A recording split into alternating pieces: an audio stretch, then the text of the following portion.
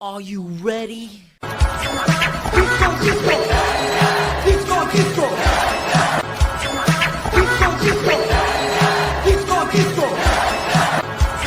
gonna be a hot girl disco summer. I'm never doing that again. I apologize. Why did I do that? Why did I do that? Here, let's fix it. Something cool.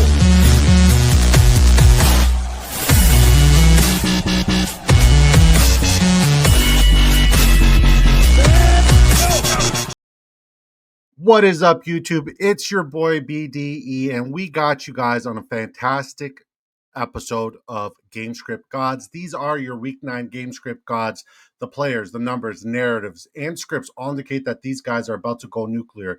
It's about good players in better matchups. Surely there are some players that are matchup proof, but this video isn't about them. So shout out to Jonathan Taylor, shout out to Bijan Robinson, shout out to Puka Nakua. They're matchup proof. They're matchup proof. You always play those guys. Jamar Chase, you always play those guys. Those guys are going to smash, okay? Byemageddon might be over, but this week 4 teams are off, and that means complete and utter chaos. Why? One wrong lineup call could be the difference between making a playoff push or watching it all burn. So before you set your lineups, watch this, because if you miss these names, you are going to regret it on Sunday. As always, like, subscribe, turn those bell notifications on for our live start, sit, and betting shows. And let's get weird. And with that being said, coming in at number 1, and we don't have any cute slides for this, but we got both Jahmyr Gibbs and Sam Laporta versus the Minnesota Vikings. Minnesota against the running back allows the 17th most fantasy points per game, allowing 18.1. But as of late, especially last week, we saw Kamani Vidal dominate both on the ground and in the air. They allow the most rushing attempts per game. So hello, we love Jahmyr Gibbs. They allow 26.14 rush attempts per game, the 8th most rush yards per game at 108.29. Not only is this a great player with a fantastic matchup on paper, but he absolutely owns the Vikings historically, averaging over 39 fantasy points per game against them. Now, let's talk about Sam Laporta and why it's advantageous and why we like him and why we love him. And if you guys wonder why we do these advantageous posts every time on X, and you guys will always see the advantageous posts on X before we post any content here, it's because we want to take advantage of weak defenses and players who are somewhere middle of the pack, and Sam Laporta fits that narrative. Minnesota allows, versus the tight ends, the 13th most fantasy points to the position, allowing 10.8, and everything we talk about is PPR format, by the way. They're tied for allowing the 9th most receptions per game to tight ends, 5.57, and they allow the 5th most receiving touchdowns per game, just under 1. So yeah, we like Sam Laporta this week. We love Sam Laporta this week. We're firing him up.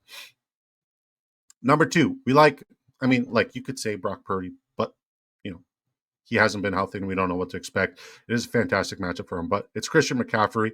He is my RB1 on the week against the New York Giants.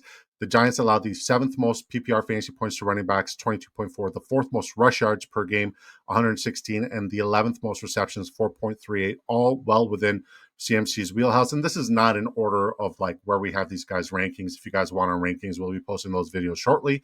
Number 3, we got Brian Thomas Jr. versus Las Vegas, and I get it, guys. He has been terrible, but this matchup is not terrible. The Raiders defense allows the 3rd most fantasy points to wide receivers, allowing 32.2 fantasy points per game, the 4th most receptions at 13.86, the 7th most receiving yards at 162.29, and the 4th most receiving touchdowns, well over 1.5. So we love Brian Thomas Jr. this week.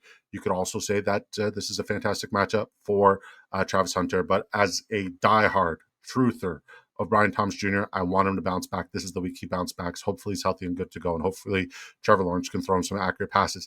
We're going to stay within the same game for number 4. That is Brock Bowers against Jacksonville. Jacksonville allows the 11th most fantasy points to the position at 11.3.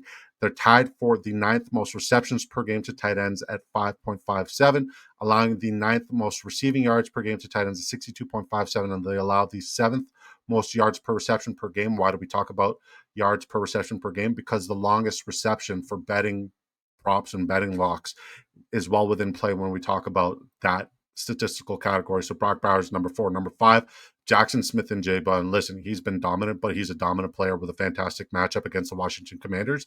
They allow the 9th most fantasy points per game to wide receivers. They allow the 13th most receptions at 12. The amount of fantasy points they allow to receivers is 29.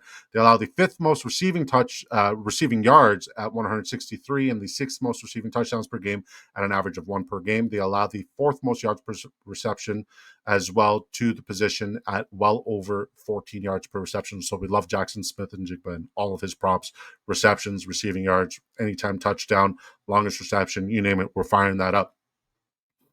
Sorry, allergies, it's snowing.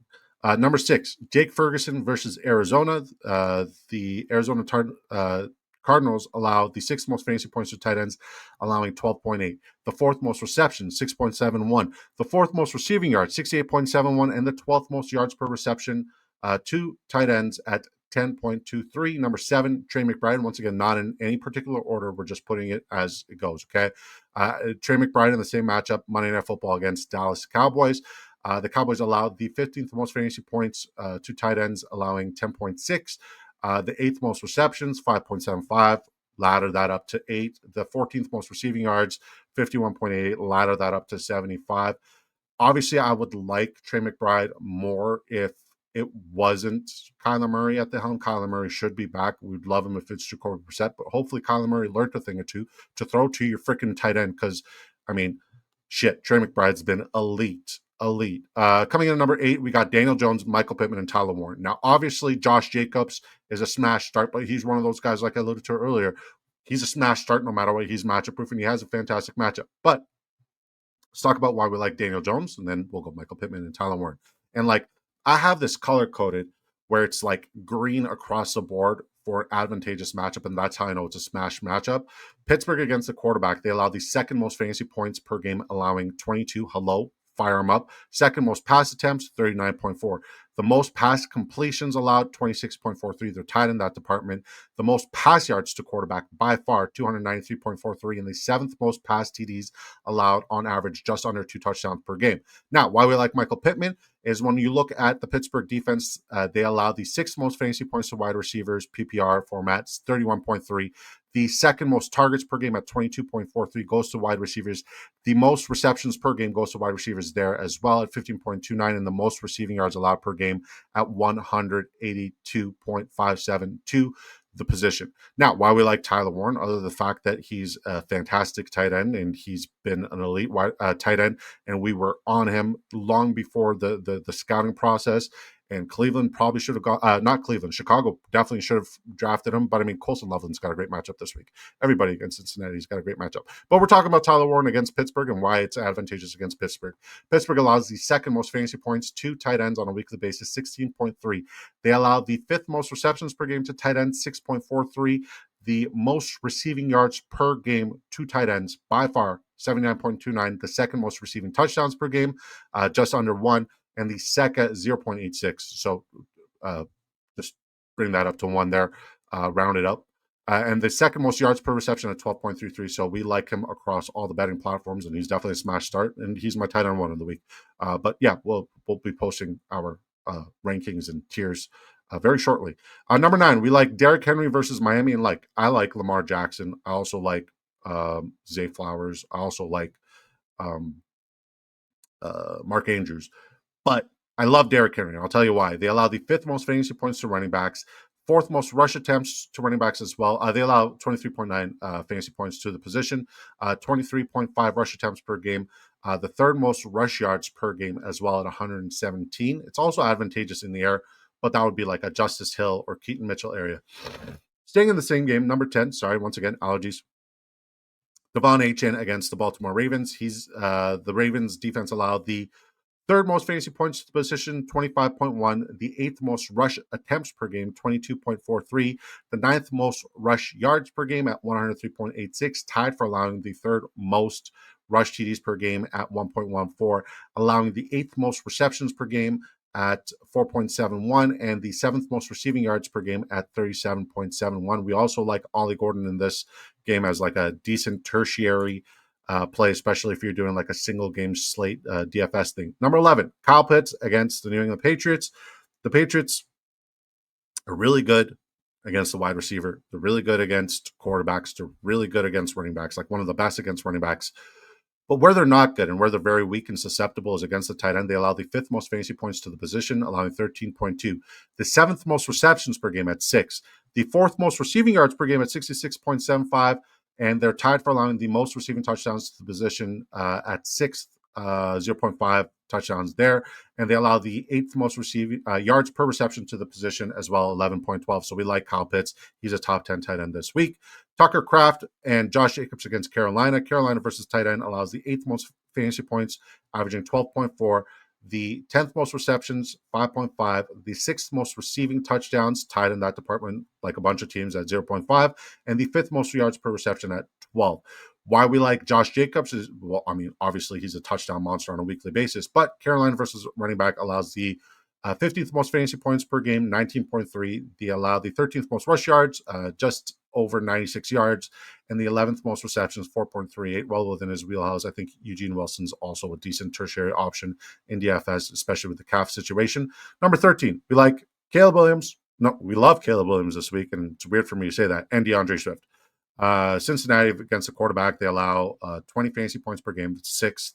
The 12th most pass attempts at 33. 22.75 completions. That's the 9th most. 262.38 pass yards. That's the 4th most. And the 4th most passing touchdowns allowed as well at 2.12. They're also very advantageous on the ground for rushing quarterbacks as well. Why we like DeAndre Swift is because the Cincinnati defense allows the most fantasy points to running backs by far and away, 30.7. We just saw Breece Hall have a coming out party against him this past week. The 2nd most rush attempts per game, 25.12.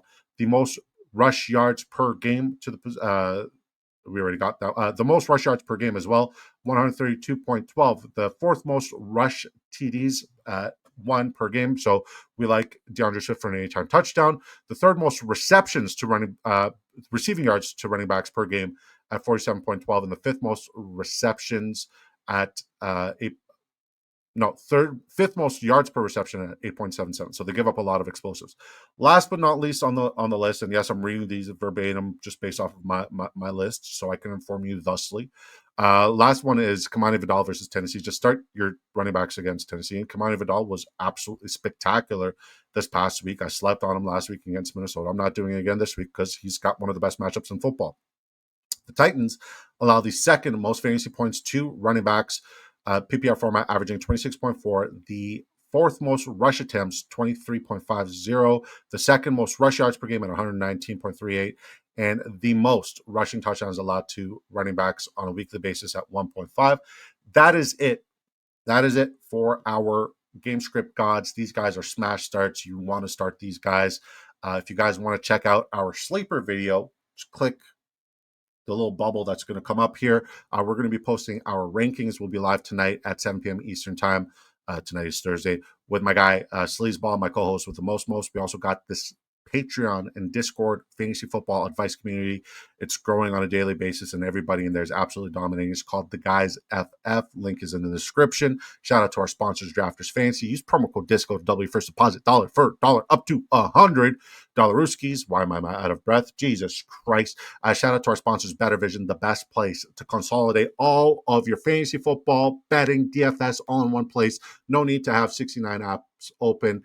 Better Vision is a free download as well. Just check it out on your Android Auto or Android Play or whatever the fuck it's called, and your Apple Store. And then shout out to our sponsors, Bull Rush. Shout out to them. It's the perfect combination of fantasy football and betting. We call it fantasy betting. And now, time for the best outro in fantasy football. Until next time, guys, which is shortly. So turn those fucking bell notifications on and subscribe if you haven't and like the video. Best outro in fantasy football. Peace.